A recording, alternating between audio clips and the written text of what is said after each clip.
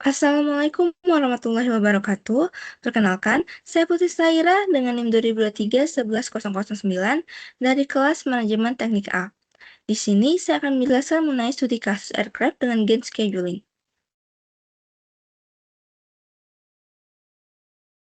Dalam sistem kendali pesawat terbang, karakteristik dinamik pesawat dapat berubah secara signifikan, tergantung pada kondisi penerbangan, seperti kecepatan udara. Perubahan ini menyebabkan parameter sistem tidak lagi tetap atau time invariant, melainkan bervariasi terhadap waktu dan juga kondisi operasi. Oleh karena itu, penggunaan controller dengan parameter tetap seringkali tidak mampu memberikan performa dan stabilitas yang optimal di seluruh rentang kondisi penerbangan. Untuk itu, mengatasi permasalahan tersebut, digunakanlah teknik gain scheduling, yaitu metode yang menggunakan pengendali yang menyesuaikan nilai gain secara real-time berdasarkan variabel tertentu. Teknik ini menggunakan data offline yang sudah disiapkan dalam bentuk lookup table untuk mengatur controller sesuai dengan kondisi aktual pesawat yang diukur secara real-time. Apa itu gain scheduling? Gain scheduling adalah teknik umum yang digunakan untuk mengendalikan sistem non-linear dengan dinamika yang berubah dari satu kondisi operasi ke kondisi lainnya. Gain scheduling digunakan ketika satu set parameter pengendali tidak dapat memberikan kinerja dan stabilitas yang diinginkan sepanjang rentang kondisi operasi sistem. Di sini adalah cara kerjanya, di mana ini adalah set point, control, proses, dan juga adjustment mechanism, yaitu gain schedule-nya. Set point kita gunakan sebagai ini yang kita inginkan, di mana nilainya akan masuk ke controller, lalu akan masuk ke proses, baru masuk ke baru dia akan keluar menjadi output. Nilai proses ini juga akan diukur oleh auxiliary measurement, di mana nilai ini akan masuk ke parameter adjustment loop. Di sinilah nilainya itu akan dibandingkan dengan lookup table-nya, sehingga akan menghasilkan kontrol parameter yang baru, yang akan masuk ke controller, dan selanjutnya akan masuk ke proses, sehingga hasilnya nanti akan menghasilkan output sesuai dengan yang kita inginkan, sesuai dengan perbedaan atau perubahan kondisi secara real time.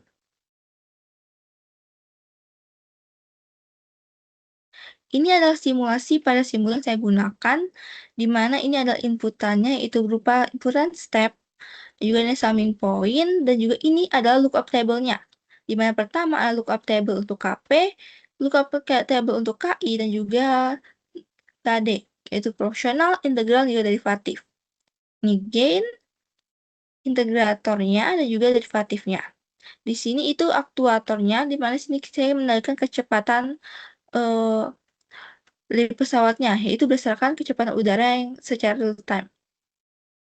Sini adalah plan-nya, yaitu berupa pesawatnya. Sini untuk scope, yaitu untuk melihat hasil dari grafiknya. Jadi di sini itu ada dua loop utama, yaitu yang pertama itu adalah yang di bagian tengah, yaitu bagian dari gain scheduling-nya. Sedangkan yang bawah, itu dia tanpa gain scheduling, hanya berupa closed loop biasa. Jadi di sini seperti saya jelaskan tadi, bahwa ada lookup table. Di sini ada lookup table dari KP. Ini adalah nilai set point-nya atau berapa persen gain schedule yang kita gunakan. Sedangkan ini adalah nilai dari KP-nya. Jadi di sini ada breakpoint-nya, sedangkan di sini adalah nilai dari KP-nya, yaitu berdasarkan nilai set point kita gunakan. Selanjutnya ini juga untuk lookup table bagian KI. Sama seperti sebelumnya, ini adalah breakpoint, sedangkan ini adalah nilai dari seberapa besar penguatan KI yang diberikan sesuai dengan kondisi real time-nya, yaitu di sini.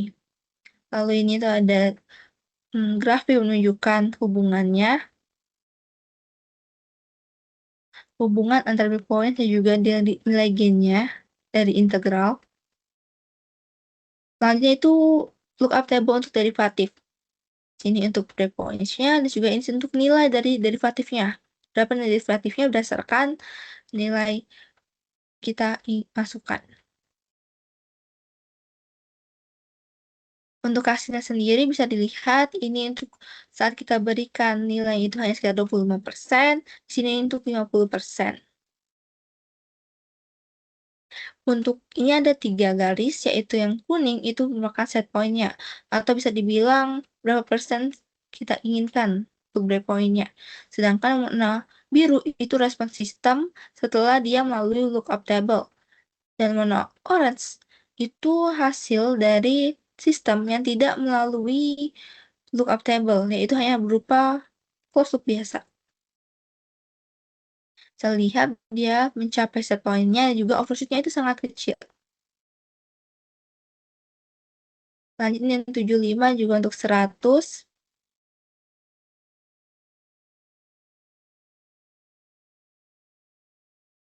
Kesimpulannya, din scheduling adalah teknik pengendalian yang digunakan untuk mengatasi perubahan karakteristik sistem yang bersifat nonlinear dan berubah-ubah, seperti pada pesawat terbang.